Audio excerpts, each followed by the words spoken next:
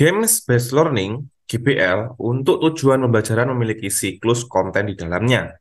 Salah satu konten yaitu penilaian atau judgement, umpan balik, perilaku yang diharapkan muncul pada peserta didik terlibat dalam permainan tersebut, serta adanya sesi diskusi. Konten yang dimaksud merupakan siklus A. Assessment, B. Output, C. Evaluation, D. Input, E. Proses. Dalam konteks game-based learning, GBL, untuk tujuan pembelajaran, siklus konten yang disebutkan yaitu penilaian atau judgement, umpan balik, perilaku yang diharapkan muncul pada peserta didik yang terlibat dalam permainan, serta adanya sesi diskusi, merujuk pada proses penilaian atau evaluasi. Penilaian atau judgement terjadi ketika peserta didik dinilai berdasarkan kinerja mereka dalam permainan. Umpan balik diberikan kepada peserta didik untuk memberikan informasi tentang kinerja mereka, memberikan penguatan positif, atau memberikan saran perbaikan. Perilaku yang diharapkan muncul adalah hasil dari evaluasi kinerja dan umpan balik yang diberikan. Sesi diskusi juga dapat terjadi setelah evaluasi untuk menggali pemahaman dan refleksi lebih lanjut.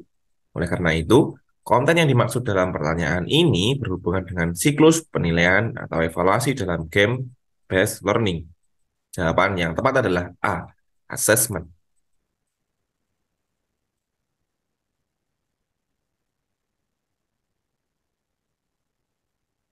Nomor 2, pengembangan keprofesialan guru dengan cara berhasil melaksanakan penemuan baru, menyampaikan hasil pengembangan atau hasil modifikasi sebagai bentuk kontribusi guru terhadap peningkatan kualitas pendidikan merupakan A. Karya inovatif, B. Strategi pengembangan, C. Diklat fungsional, D. Pengembangan diri, E. Publikasi ilmiah.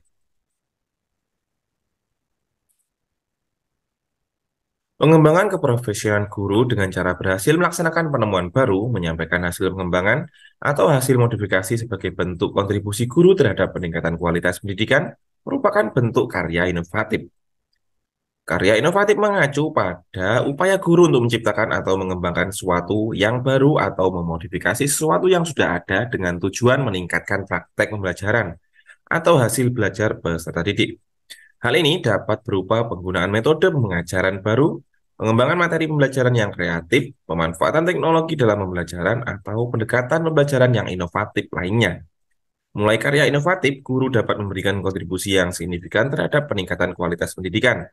Dengan menciptakan atau mengembangkan sesuatu yang baru, guru dapat memberikan pengalaman pembelajaran yang lebih menarik, relevan, dan efektif bagi peserta didik. Selain itu, dengan menyampaikan hasil pengembangan kepada rekan guru, mereka juga berbagi pengetahuan dan praktek terbaik dalam rangka memperkaya dan memajukan bidang pendidikan. Jawaban yang tepat adalah karya inovatif.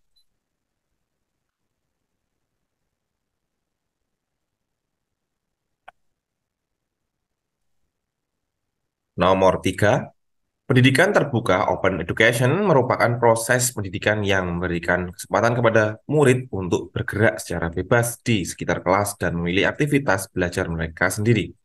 Sedangkan guru hanya berperan sebagai fasilitator dan pembimbing. Konsep tersebut merupakan penerapan teori belajar A. Rekonstruktivistik, B. Kognitif, C. Humanistik, D. Behavioristik, E. Konstruktivistik.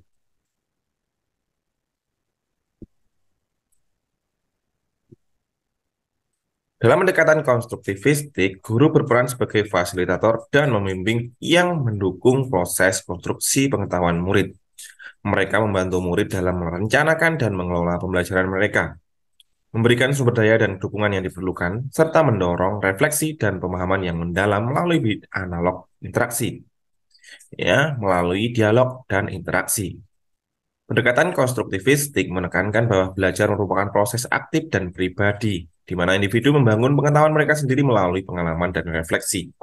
Oleh karena itu, pendidikan terbuka yang memberikan kebebasan dan otonomi kepada murid, memberikan kebebasan dan otonomi kepada murid untuk mengatur aktivitas belajar mereka sendiri sesuai dengan minat dan kebutuhan mereka sesuai dengan prinsip-prinsip konstruktivistik. Jawaban yang tepat adalah E. Konstruktivistik.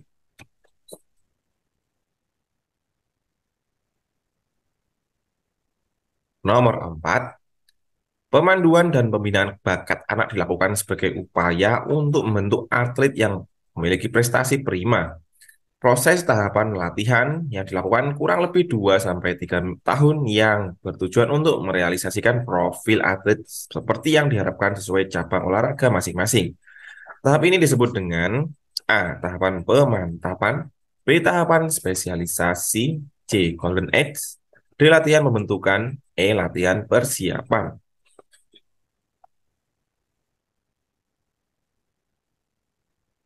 Proses tahapan latihan yang dilaksanakan selama kurang lebih 2 sampai 3 tahun untuk merealisasikan profil atlet sesuai dengan cabang olahraga masing-masing disebut sebagai tahapan latihan pembentukan. Tahapan latihan pembentukan merupakan tahap awal dalam pengembangan atlet, di mana fokus utamanya adalah membangun dasar-dasar fisik, teknik, dan taktik olahraga. Pada tahap ini, atlet diberikan latihan dan pembinaan yang komprehensif untuk memperkuat kekuatan fisik, mengembangkan keterampilan teknis, dan memahami strategi taktik yang diperlukan dalam cabang olahraga yang dipilih.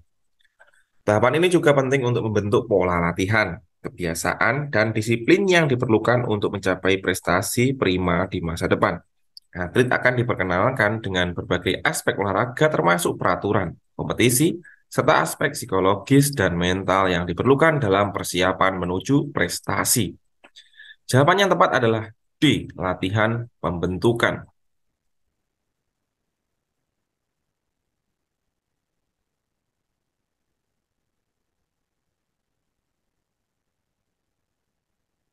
Nomor 5, model pembelajaran merupakan bentuk pembelajaran yang tergambar dari awal sampai akhir yang disajikan secara khas oleh guru.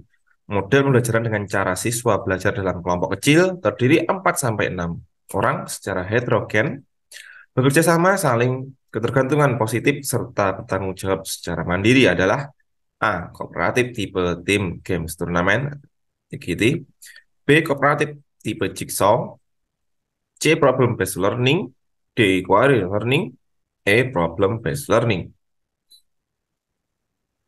Model pembelajaran yang menggambarkan siswa belajar dalam kelompok kecil terdiri dari 4 sampai 6 orang secara heterogen, bekerja sama dengan saling ketergantungan positif serta bertanggung jawab secara mandiri adalah model kooperatif tipe jigsaw. Dalam model pembelajaran kooperatif tipe jigsaw, setiap anggota kelompok memiliki tanggung jawab untuk mempelajari bagian tertentu dari materi atau topik yang sedang dipelajari. Setelah itu, mereka akan mengumpulkan informasi dan kemudian mengajar bagian yang telah dipelajari kepada anggota kelompok lainnya. Dengan cara ini, setiap anggota kelompok menjadi spesialis dalam berbagai materi tertentu dan mereka akan saling bergantung satu sama lain untuk memahami keseluruhan materi. Melalui kerjasama dalam kelompok yang heterogen, siswa akan belajar bekerja sama, menghargai perbedaan, dan mengandalkan satu sama lain. Model kooperatif tipe jigsaw juga mendorong siswa untuk mengambil tanggung jawab secara mandiri dalam belajar mereka, dan membangun keterampilan komunikasi, presentasi, dan pemahaman yang mendalam terhadap materi. Jawaban yang tepat adalah B, kooperatif tipe jigsaw.